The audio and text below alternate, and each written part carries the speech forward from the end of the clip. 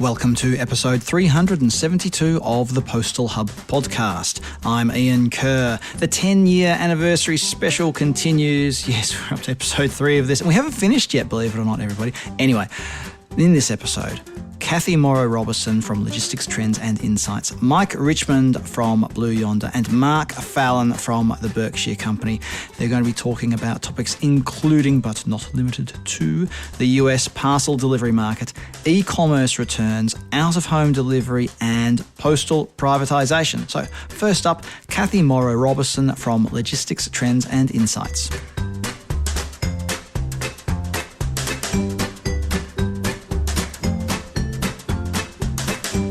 I'm joined now by Cathy Morrow Roberson. Cathy is founder and principal at Logistics Trends and Insights. Cathy, we're taking a look back. What's changed over the last 10 years in the postal and the delivery sector? And you've got a very interesting take on things with your own background in the carrier space in the US. And just before we hit record, you said there isn't a duopoly anymore. And then we started thinking, when was there last a duopoly? Oh, seriousness. So give us a perspective on this, Cathy. What's really happening in there in the US with regard to competition in delivery? Well, first of all, yes, the duopoly between FedEx and UPS is dead. It's long gone. At long last, we see more competition that's entered the market primarily since the pandemic hit. We've had platforms where shippers, retailers can manage their own last mile deliveries by using gig workers. Those are kind of like those folks that deliver food from like Uber, Grubhub, so on and so forth. But we also have seen some like Walmart build out their own last mile, Walmart and Target building out their own last mile deliveries, not only for themselves, but also becoming third-party delivery providers. Now, one thing is they also use gig workers as well. And all of this is a big change from the pandemic period where we did see capacity tighten. Well, not only tighten, but there was no capacity for UPS, FedEx, and the post office. And also technology has improved since the late 2010s. You know, we have more cloud-based platforms that are coming into play here. So, yeah, it's dead. The other, and on that note, we'll just a couple other things, Cathy, so we're not ending on such a morbid note, though. You mentioned the transformation of the last mile and the increased activity of retailers in the last mile.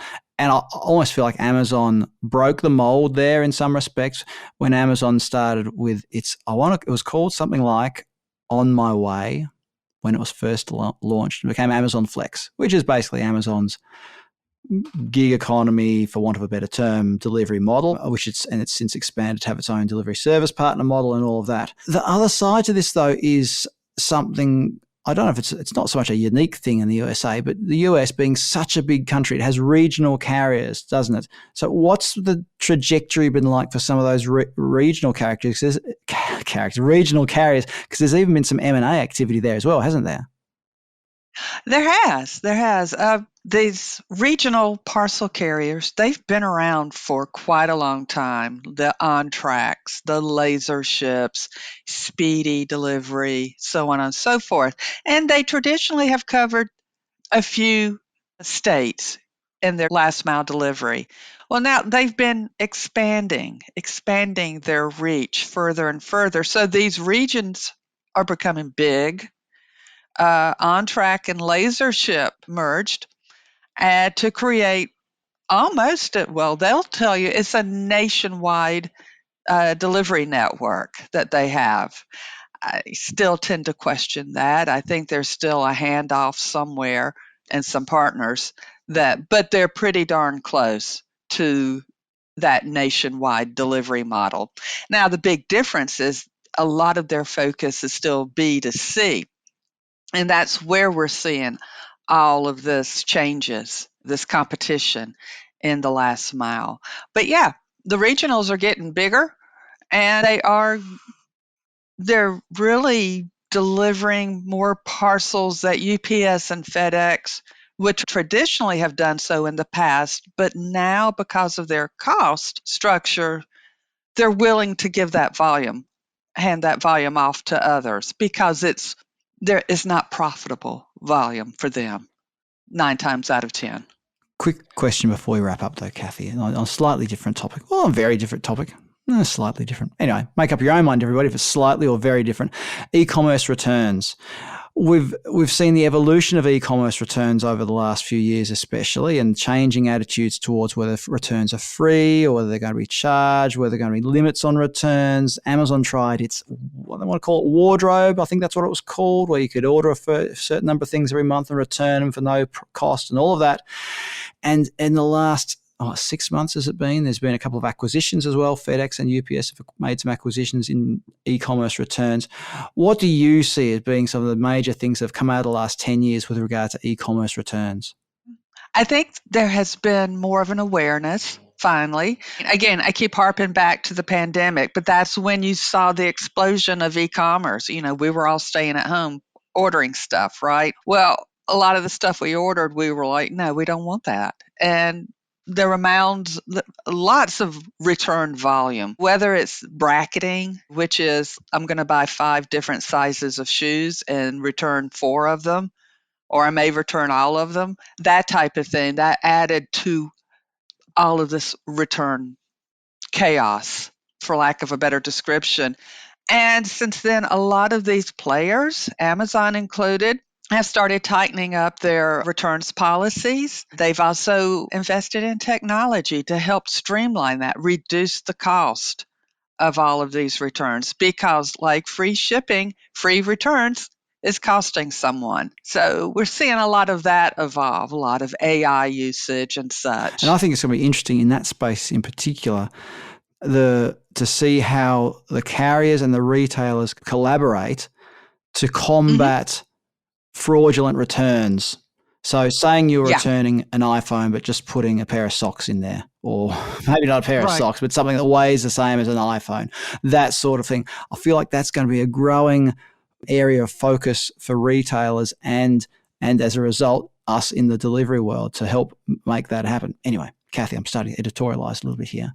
No, but I agree. I agree with the fraudulent returns. I was, in fact, talking with Happy Returns about a week or two ago. Happy Returns was acquired by UPS back in 2023, and they have a patent pending tech solution for when they scan returned items, they could be able to determine whether they're a fraudulent return or not. So stay tuned on that. All interesting stuff. Cathy, thanks again for joining us so many times over the years on the Postal Hub podcast. You are, I think, our second most frequent guest, and it's only a matter of time before, you scale the heights to number 1, I imagine. Who knows? Cathy Morrow Roberson, founder and principal at Logistics Trends and Insights. Thanks for joining us on the Postal Hub podcast today. Thank you.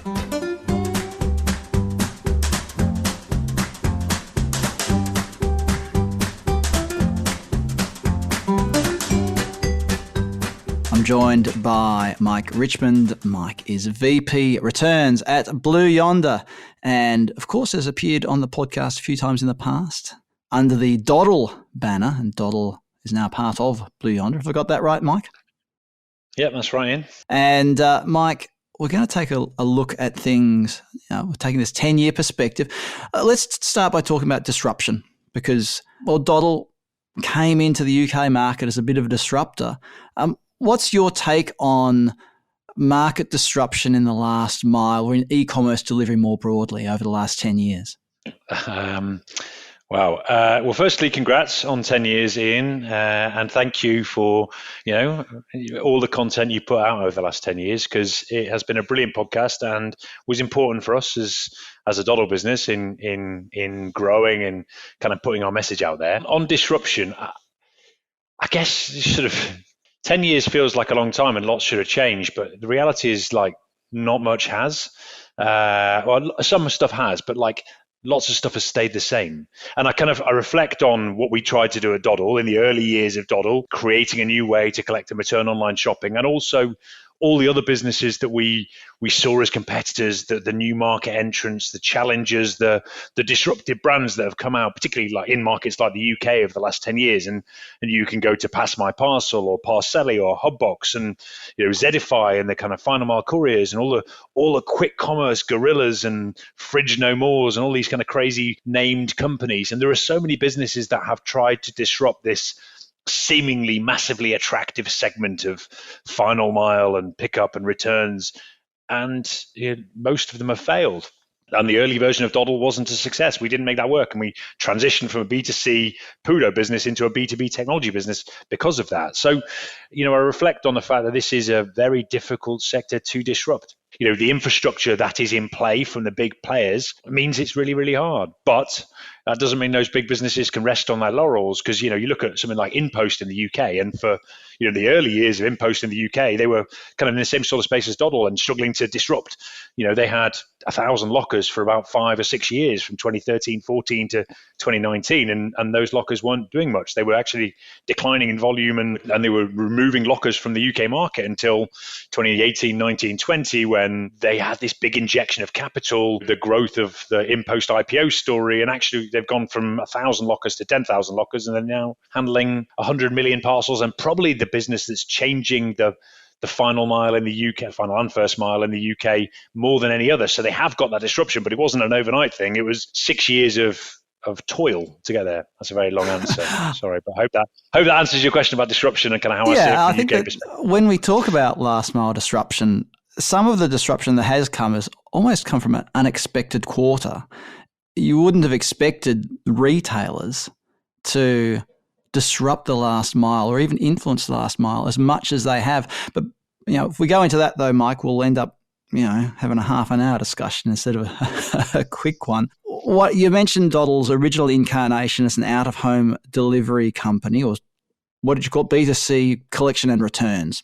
Yeah. Where do you see out-of-home these days compared to, say, 10 years ago? Not just in the UK, but I suppose more broadly in the developed e-commerce markets, shall we say?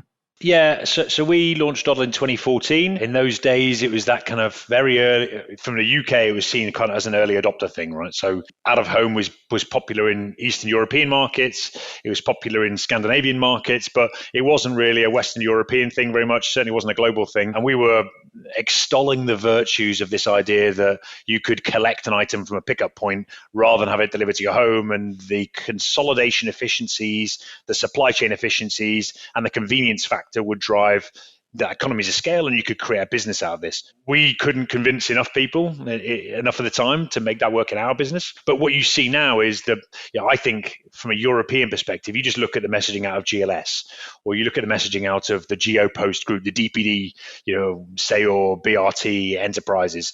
They're putting out of home at the top of their strategy. They're talking about it in their mainline press releases, in their annual reports. I think all of the big European players, and DHL is the same as well, are all seeing out of home. DHL talked last year about going from 13,000 lockers in Germany to 30,000 lockers. Italy, the Post Italiane group has done a big expansion with DHL and lockers, where they're looking to get 10,000 lockers in Italy. The scale of growth in both lockers, but also Pudos or parcel shops.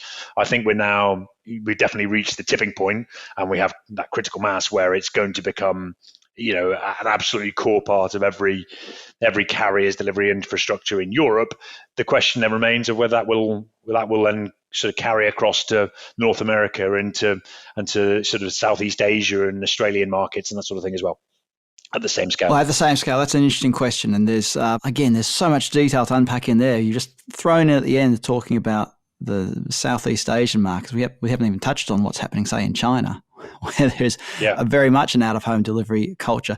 Mike, before we wrap up, though, so one thing I've got to quickly mention is that Doddle was the very first sponsor of the Postal Hub podcast way back when.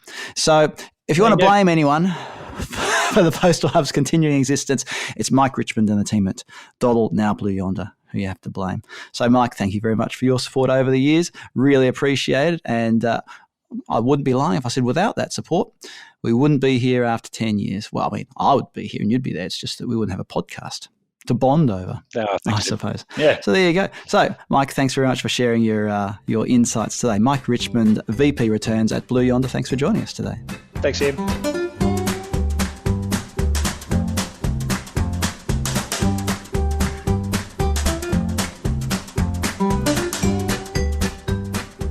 Joining me on the line is Mark Fallon. Mark is the president and CEO of the Berkshire Company. Mark, we're taking this 10-year perspective, and you're not just, in inverted commas, a postal guy, even though you're the offspring of a postal person, as we've discussed previously on the podcast. You're a print and post guy, and you've been in the industry for more than 10 years. Let's just put it that way. So, Mark, from where you sit, what you've been seeing over the last 10 years, what are some of the changes and the transformations in the print and post sector in the USA that you've witnessed? So first, congratulations on 10 years. From one oops to another. That's fantastic. Because now you start counting in decades. We don't count in years anymore. We count in decades. So I like to compare what's happened in the last 10 years to the perfect storm. And a lot of people have seen the movie or they've read the book. I actually lived through the perfect storm back in October of 91.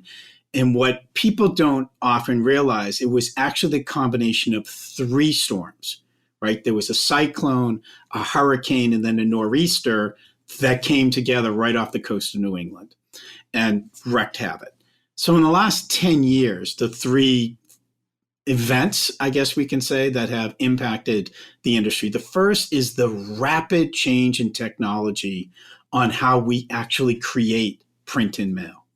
It's beyond inkjet technology, which continues to get better and better and allowing us to do print that looks like it came off an offset printer, but really came off an inkjet. And then the workflow behind that. And now they're using AI to improve the workflow. It's not fiction. It's real. I've seen it. I've tested it. So this is changing how we create print and mail, even while volumes decline. But it still is so amazing what it's done, and it's upended the industry. It's reduced the number of people that are required. So that's really significant. Then 5 years ago, we had the arrival of Postmaster General DeJoy. And as the song says, he came in like a wrecking ball, which he called the Delivering for America plan. You're not going to sing it for us, Mark, are you? I am not going to. I love your audience too much to put them through that pain. Well, let's corner Mark next time there's industry karaoke. All right, everyone. Anyway, Mark, you're saying the wrecking ball. The wrecking ball. So he reduced services significantly and at the same time hiked prices. So prices with this latest price increase are going to have gone up 40% in 5 years.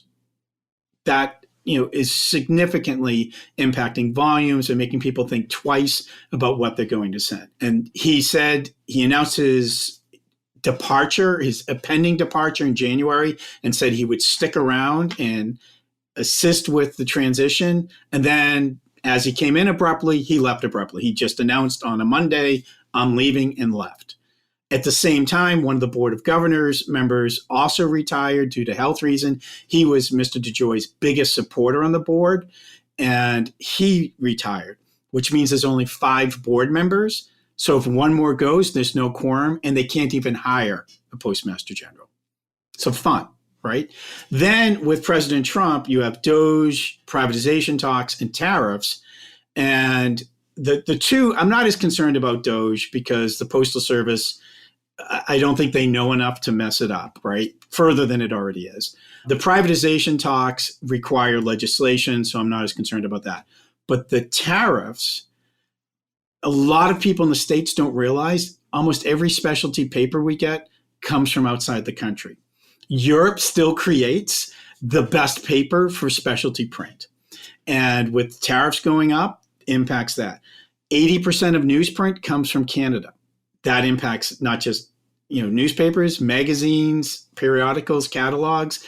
That all comes from Canada. Then, of course, the parts and equipment that we use to print and mail, including the inks, generally produced overseas.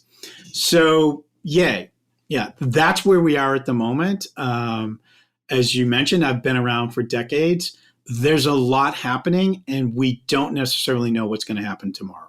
Over the last 10 years, we've had a number of conversations on the podcast and off air as well. But during all of this discussion about the USPS being privatised, that did remind me that there was a whole task force, wasn't there, back in, I want to say 2018. Is that about right? And there was a task force and they released a paper and talking about privatisation and all this sort of stuff. And it was never really seen through. Is this the same dish being reheated? Or is this a whole fresh take? I would say it's a fresh take because that white paper produced by a defense contractor, by the way, not anybody with any experience in logistics or mail, was pretty silly in the way they talked about it. Now you do have this, I would call it a clamor from pro-privatization folks. So one of the largest banks, Wells Fargo, privately released a paper that got leaked to the public about where they see privatization, because they see all the real estate the Postal Service owns, and real estate's money, right? They aren't making any more land. Well, Hawaii, but other than that, they're not making any more land. So I think that there is greater interest than there was in 2018. However, the same impediments remain. And the folks that would be most impacted by that is rural America. And that is President Trump's party is mostly based in rural America. So I just don't see them ever approving privatization. Probably a longer conversation for another day. I mean, something we could probably cover every week on the podcast, talk about a different aspect of this. But again, let's not reheat last night's dinner or whatever it is. I'm mixing my metaphors, everybody. And as we all know, shifting the goalposts is just not cricket. Anyway, Mark, thank you as always for your contributions over the last 10 years and for sharing your insights today. Mark Fallon, CEO and President of the Berkshire Company, thank you very much for joining us. Thank you, Ian, and congratulations again.